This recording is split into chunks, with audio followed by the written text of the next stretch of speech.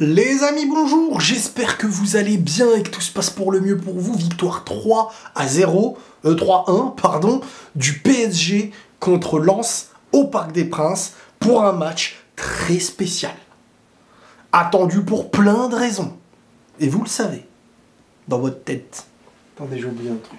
Donc, les amis, on revient sur ce match. Et j'ai vu un PSG avec ses individualités, Mbappé, Dembélé, ce qui manquait à ce collectif bien rodé par Luis Enrique et Enrique, bien rodé, ils peuvent encore être mieux rodés vu que c'est le début de saison, et c'était hyper intéressant à voir. Des séquences de jeu, des joueurs impliqués, là tu sens une équipe de 11 joueurs avec un coach qui dirige une équipe, qui l'a fait jouer, tu sens des joueurs qui apprennent à évoluer ensemble. Et ça faisait très très longtemps. Il aura fallu une après-Coupe du Monde, parce qu'il faut reprendre les choses dans l'ordre, que les gens oublient. Il faut prendre en compte que maintenant, le coach peut se permettre de, s'il a envie de faire jouer Marquinhos, il le fait jouer. De s'il n'a pas envie de faire jouer Verratti, il le fait jouer. De ne pas avoir à vanter Mbappé s'il ne faut pas le vanter. De ne pas avoir des directives de dessus parce qu'il y aura une Coupe du Monde qui arrive, parce qu'il y a l'image, parce qu'il y a le Qatar, parce que tu es obligé, t'as Mbappé, Messi, Neymar, tu dois les faire jouer. Et donc, peu importe le sportif, fallait favoriser l'image avant le sportif.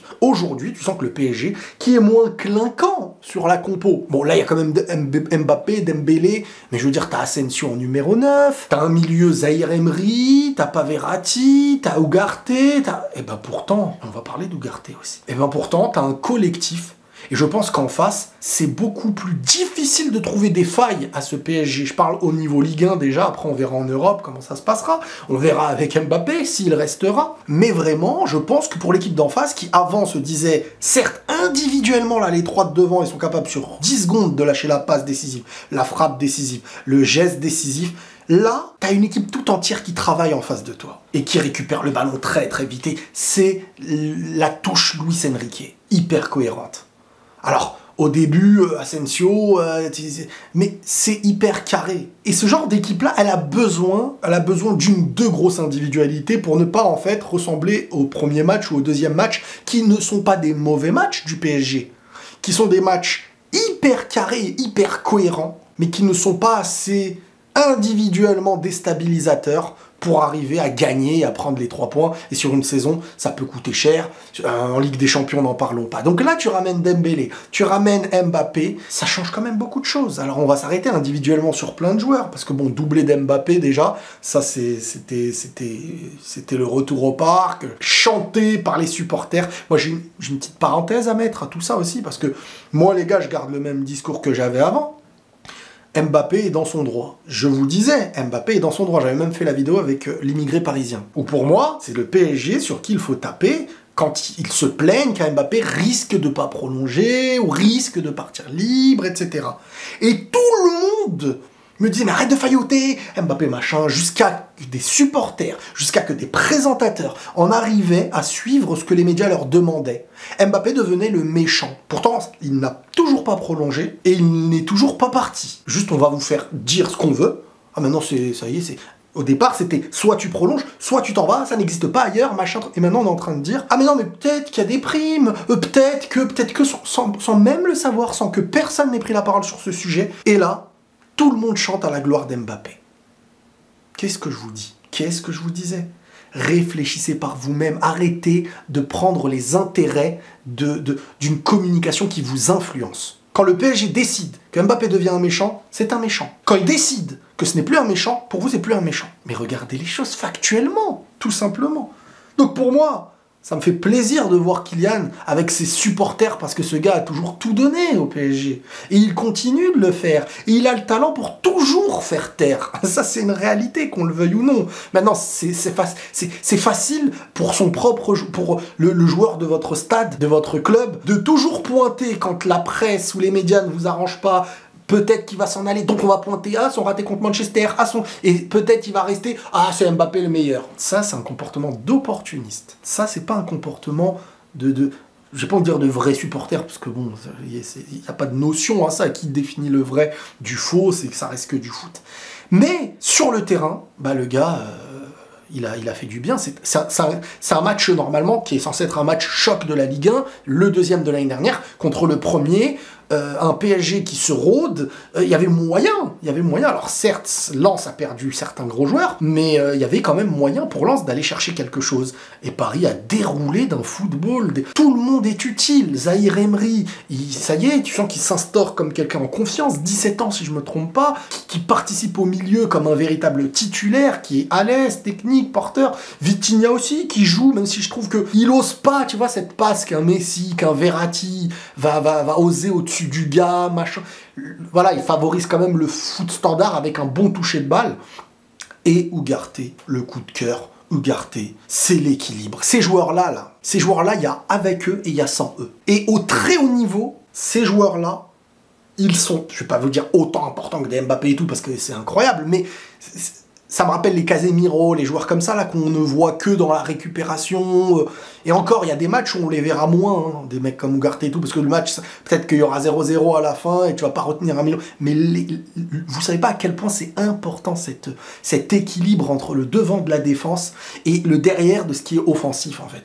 Entre les deux, ce lien de j'empêche qu'il y ait de l'espace, j'empêche une action dangereuse, je fais la faute vicieuse, je casse le jeu, je récupère, j'impose physiquement à un porteur. Ça là, ce poste-là, et il l'a montré, et il nous montre un début de saison qui va être hyper prometteur en tout cas. Donc le gars, il est hyper chaud et il montre un très bon début de saison. Voilà, ça c'est des joueurs autour. Moi je vous le dis, si Verratti était à son prime, maintenant, on ne sait pas s'il a son prime. L'année dernière, il fait sa pire saison à mes yeux au PSG. Mais si tu as un Verratti à son meilleur niveau avec un Ugarte aujourd'hui, c'est hyper complémentaire. Tu as le mec morphal autour de ce joueur qui peut se permettre de jouer au football devant lui. Bon, Mbappé, que dire, hein, des buts de buteur, des buts... Moi, je vous dis, les gars, il peut jouer neuf, ce mec. Je vous dis, il sait jouer neuf. Alors bien sûr, on sait que son poste de base c'est à gauche et tout, mais il peut jouer neuf. Mais on va pas faire le sujet, je vous ai assez saoulé. Dembélé, intéressant. Dembélé, Dembélé, c'est le déstabilisateur. Mais Dembélé, il y a de la frustration avec ce mec. Pas parce qu'il fait mal, il fait bien les choses, il déstabilise. Et il fait grave du bien, tu peux trouver la profondeur, tu peux trouver la technique, tu peux trouver les dribbles, tu peux trouver... Mais c'est vrai que dès qu'il se rapproche de la zone, et que des fois il y a des 3 contre 1 à jouer, eh ben, ce qu'il veut faire est intéressant, mais ça va pas au bout de ce qu'il veut faire. Et ça, le problème c'est que les gens jugent Dembélé sur ce qu'ils voient quotidiennement de lui. Donc quand il rate comme ça, les gens se disent pas, il fait un mauvais... Enfin, ils doivent pas se dire, il fait un mauvais match, ils doivent se dire, purée, mais il me rappelle ses autres erreurs, donc on lui accumule sur ce match des erreurs passées, de frustration, d'un début toujours réussi sur une action et d'une finalité par un mauvais choix ou un tir raté ou de la précipitation.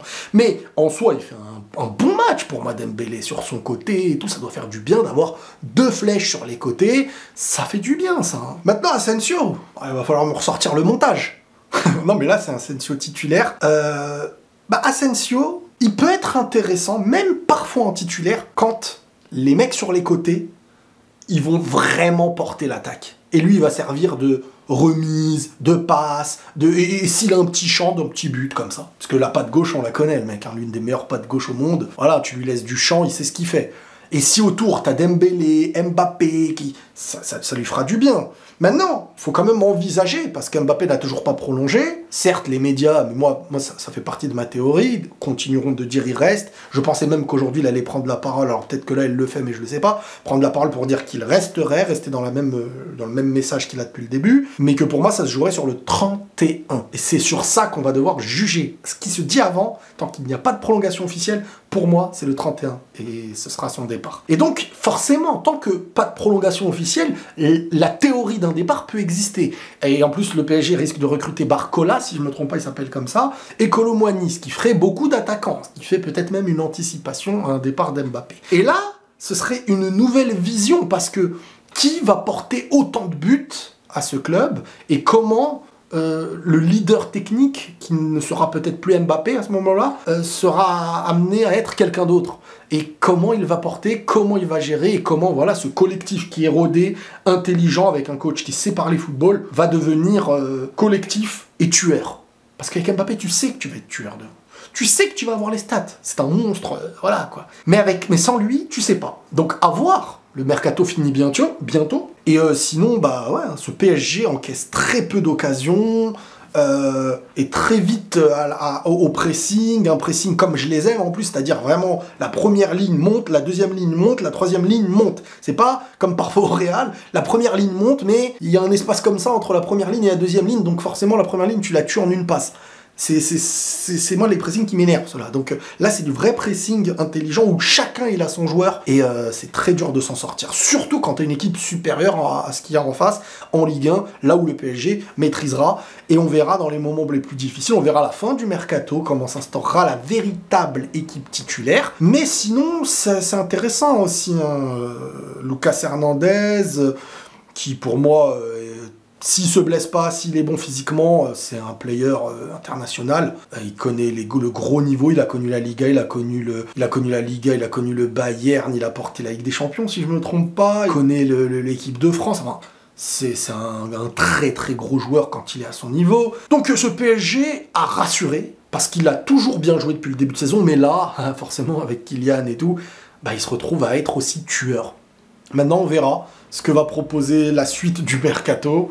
Je pense que tout le monde était comme ça en train de regarder attends Kylian. Hein. Maintenant, moi je reste sur la même théorie. Hein, on est obligé de conclure avec ça malgré tout. Le mercato n'est pas fini, il n'a toujours pas prolongé et le message du PSG était clair, il prolonge ou il s'en va. C'était pas il prolonge ou il s'en va, ou on trouve un arrangement. C'est publiquement, cette prise de parole, elle est là. Et je veux pas, parce que je vois des gens venir là.